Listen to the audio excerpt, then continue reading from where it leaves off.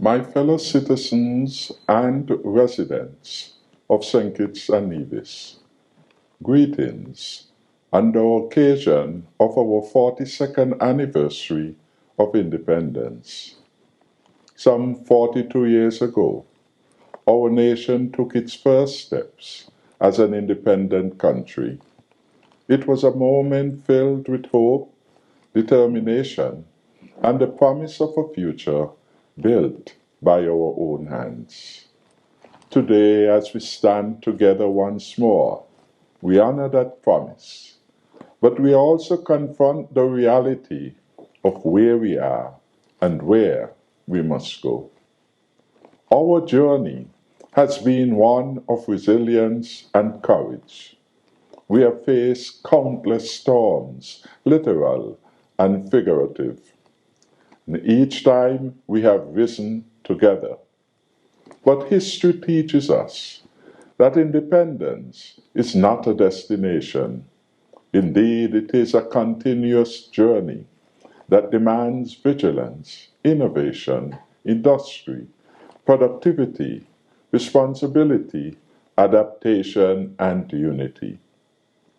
As we celebrate 42 years of independence, we pause to remember and learn from our past, and to reflect on the path that now lies ahead. Our nation's journey has been characterized by hope and promise, but it is also clear that today we face critical challenges that demand honest assessment and decisive action. The present administration is unprepared for the onerous responsibility of leading our country to a better and safer future. The public has been raising serious questions about their maturity, governance, and priorities. Among these concerns is the pattern of excessive spending on overseas trips with questionable returns. At a time when many of our people struggle with daily hardships, the administration has become clearly disconnected from the people they should be serving. Our citizens and residents are concerned about the callous over-expenditure of the corrupt regime. In 2024, for example, the administration chalked up a deficit of well over $300 million. And again this year, the IMF in its report projects that our inept administration will chalk up another deficit of over $300 million. It is of concern that there is nothing to show for these excessive over-expenditures other than corrupt and questionable practices for which the taxpayers must carry the burden. They in government clearly are fattening their nests, bankrupting our country, and making life hard and unbearable for the majority of the people in St. Kitts and Nevis. So we must ask ourselves, where do we want St. Kitts and Nevis to be positioned on the global stage? What kind of nation do we aspire to become? These are not questions to be answered lightly or left to chance. They require deep contemplation, clear vision, sound strategy, and leaders who are fully engaged with the realities here at home and abroad. Too many decisions made in recent times have lacked the foresight and care necessary for sustainable progress. These huge missteps have affected our economy, which is now in shambles. Our public services are in disarray as the vindictive and parasitical oligarchy promotes party paramountcy above good governance, competent management, and an inclusive approach to government and governance. The trust that citizens place in their government has been eroded, and this is quite regrettable. Among these poor decisions are the facilitation by the government of Christus Harbour's sale of the marina slips to Safe Harbour without ensuring that Christus Harbour's full indebtedness to the National Bank, Social Security, SCELEC, and other statutory entities was paid in full. Clearly, this is an egregious and irresponsible act.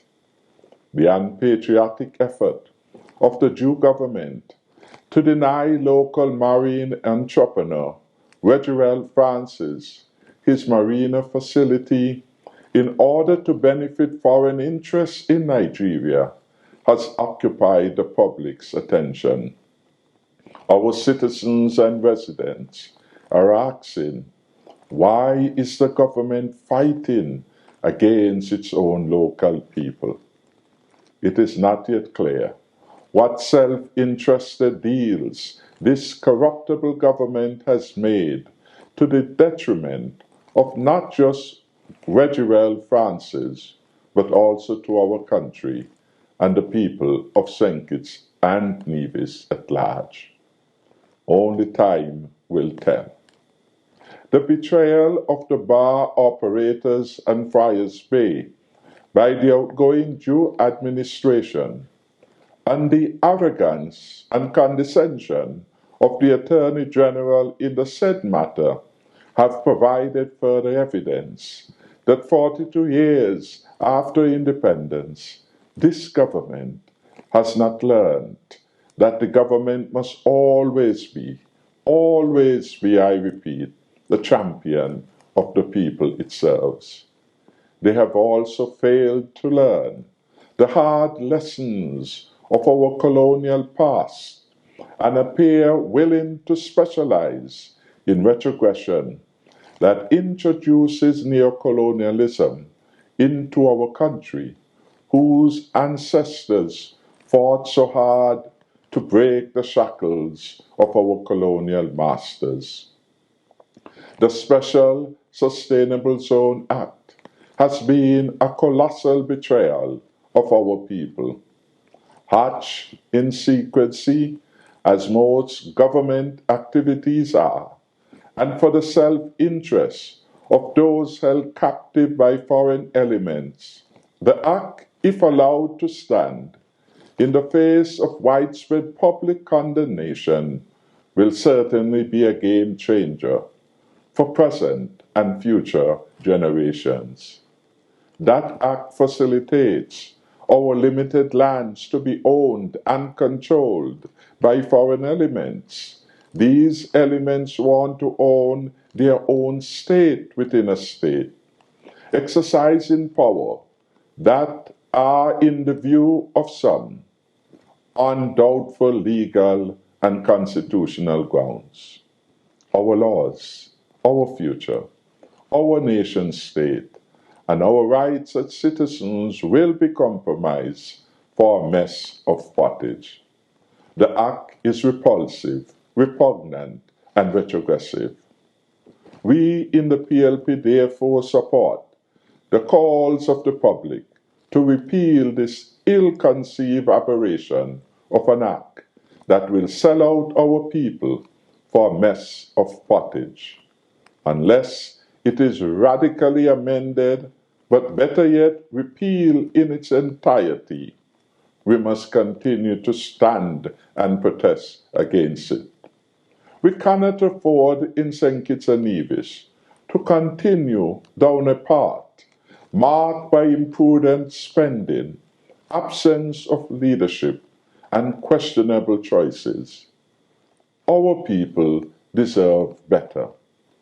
Our nation deserves better. And the People's Labour Party commits that it will deliver a better way.